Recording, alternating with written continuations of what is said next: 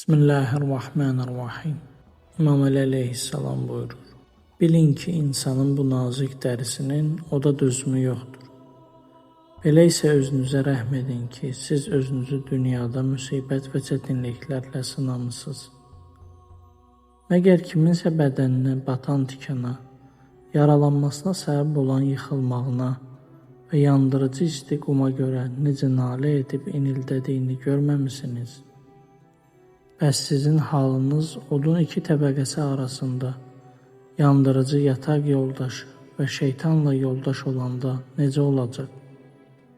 Bilirsinizmi ki, cəhənnəm sahibi oda qəzəblənəndə od onun qəzəbindən bir-birinə çırpılır və onların arasında böyük şölələr qalxır və ona çığıranda bu çığırtının qorxusundan cəhənnəmin qapıları arasında fəryad qoparaq sıçrayır.